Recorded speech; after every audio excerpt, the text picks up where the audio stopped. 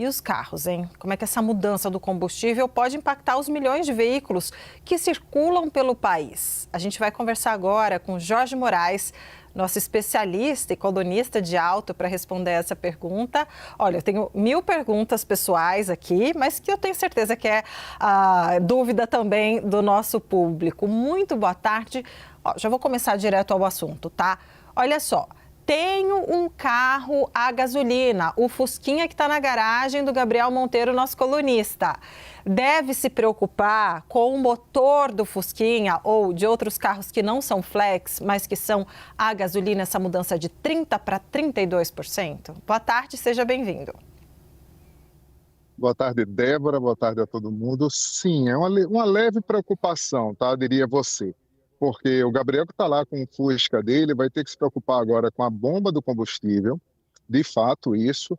O etanol tem um poder calorífico bem diferente em relação à gasolina, então você vai observar as mangueiras também que fazem parte desse sistema, as velas de ignição, então todo o processo. No caso do Fusca não tem o bico injetor, então ele não vai ter essa preocupação, mas ele vai precisar, inclusive, Débora, gastar um pouquinho mais, porque a mistura do etanol com a gasolina em um outro percentual vai fazer com que essa combinação seja contra o bolso do consumidor.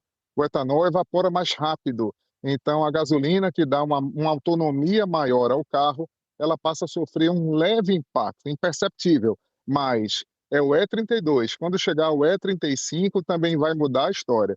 Isso de alguma forma vai prejudicar o proprietário do carro clássico, do carro antigo. Em algum momento esse proprietário ele está colocando uma gasolina mais pura, diferente dessa gasolina tradicional que nós encontramos nos postos, ou aditivada ou não. A gasolina está lá disponível num outro padrão de preço também, que é a gasolina de uma marca específica, mas que para os carros clássicos e antigos ela é bem introduzida. No caso do Gabriel, ele vai observar aí, ele que tem um Fusquinha, mangueiras e bomba de combustível logo de imediato. Outra pergunta, agora a gente sai lá do Fusquinha do Gabriel e a gente vem, por exemplo, o carro híbrido que é elétrico e a gasolina. Como é que ele pode se comportar? Tem alguma diferença também, impacto? Olha, isso é uma informação importante para trazer para você aqui e para quem nos assiste. O carro eletrificado que vem da China, por exemplo, que hoje é o maior fornecedor dessa tecnologia para o Brasil, esse carro já vem praticamente convertido a essa mistura de combustível. Então, já foi provisionado, porque o governo antecipou isso com muito tempo. Então, a engenharia que foi lá colocar o dedo para poder fazer a regulagem do processo, já sabia que precisava de uma mistura próxima dos 35% do etanol para que o carro funcionasse sem engasgar, sem dar aquele problema que a gente sabe que deu nos carros de antigamente, que dava nos carros de antigamente. Então, isso não há problema algum. Com relação ao uso do etanol e a tecnologia híbrida flex, já desenvolvida no Brasil, inclusive por uma marca japonesa que defende muito isso, ela se preparou para trazer essa melhor combinação do etanol, que é um combustível brasileiro, que tem uma defesa muito importante fora do país, com a tecnologia da eletrificação, com a máquina elétrica trabalhando juntos. Problema zero nesse sentido. A única questão é que, volto a falar, o consumidor vai gastar um pouquinho mais, porque essa redução prometida pelo ministro Alexandre, ela dificilmente chega na bomba, viu? Infelizmente.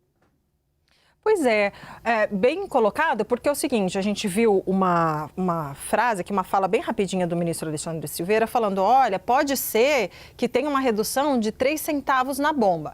Você mesmo já coloca que é difícil, né, que esse repasse seja direto na bomba, que a gente consiga sentir, mas, por outro lado, também você ponderou o seguinte, que evapora mais rápido, né? Ver se eu falei certo.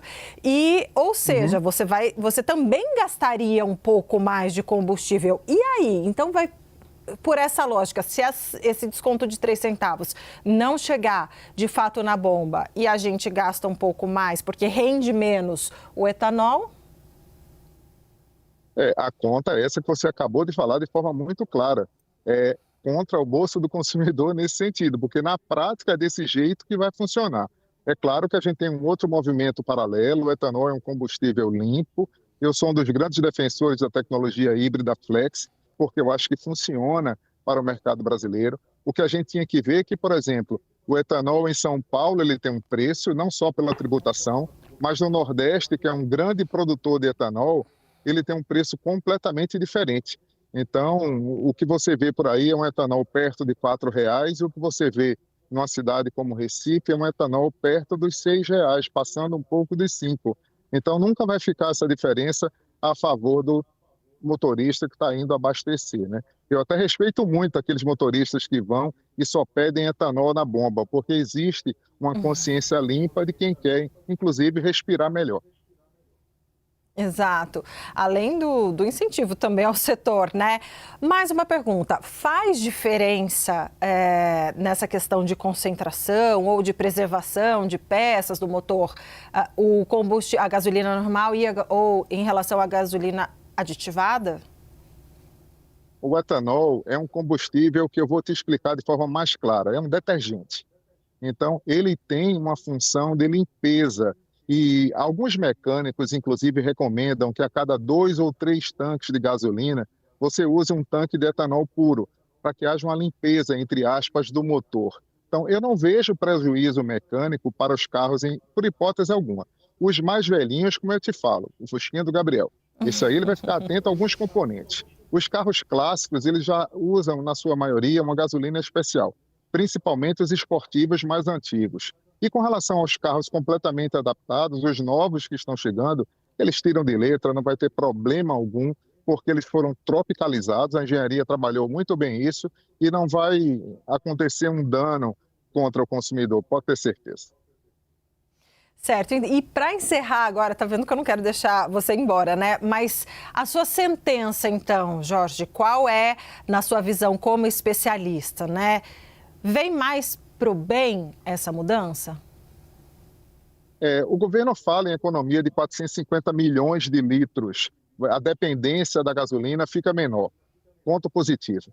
Com relação ao consumidor, ele vai gastar mais um pouquinho. Esse mais um pouquinho, como o mercado brasileiro vem mudando muito e o auxílio das máquinas elétricas vem entrando nos carros compactos, a gente está vendo a eletrificação avançando, ele vai ter um ganho de economia no amanhã. Não agora, vai gastar mais um pouquinho, mas eu acho que é uma parcela de contribuição que ele pode dar para o avanço do setor sucroalcooleiro, né, de tudo isso que está sendo movimentado, e o Brasil como relevância no combustível limpo, porque eu acho que é esse outro lado que a gente precisa enxergar também. Nós conversamos com Jorge Moraes, nosso especialista e colunista de auto. Muito obrigada aqui pela aula, tirando várias dúvidas nossas, dos nossos colegas. Obrigada, e dos nossos espectadores também. Excelente trabalho para você, Jorge. Até a próxima. A todos nós. Até.